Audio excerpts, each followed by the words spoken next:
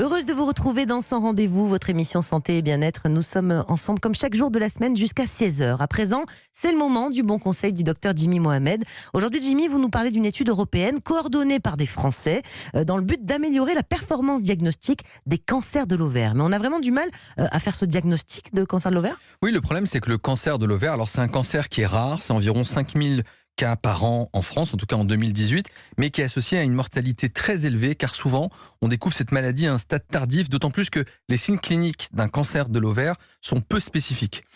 On sait que dépister cette maladie n'a pas été très efficace, et que bien souvent, on découvre des kystes ovariens à une échographie, et un kyste qui est souvent plus ou moins normal. Et l'on sait que dans 25% des cas, il est impossible de déterminer formellement à l'échographie si ce kyste est très suspect ou si finalement il faut l'adresser ou pas à un spécialiste, vers un oncologue qui va faire un bilan et parfois une chirurgie de ce kyste, parfois à tort, et donc responsable d'une morbidité importante. Quelle est donc l'étude dont vous voulez nous parler pour améliorer tout ça ? Alors c'est une étude multicentrique, donc c'est dans 15 centres en Europe, menée par le professeur Isabelle Thomasin-Nagara qui travaille à l'hôpital Tenon et qui a évalué chez 1340 femmes qui ont à l'échographie une masse suspecte ovarienne complexe.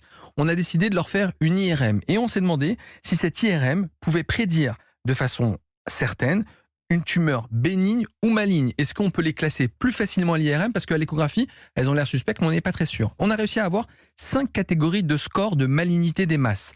Le score 2, 1 ou 2 est très faible. Vous avez 0,3% de risque d'avoir une cancer maligne. À l'inverse, lorsque vous avez un score classé numéro 5, le score maximum, vous avez 90% de risque d'avoir une lésion invasive maligne et par conséquent, vous devez avoir un bilan préopératoire important et être orienté vers un chirurgien et un centre spécialisé. Une fois qu'on sait tout ça, Jimmy, c'est quoi les perspectives du coup ?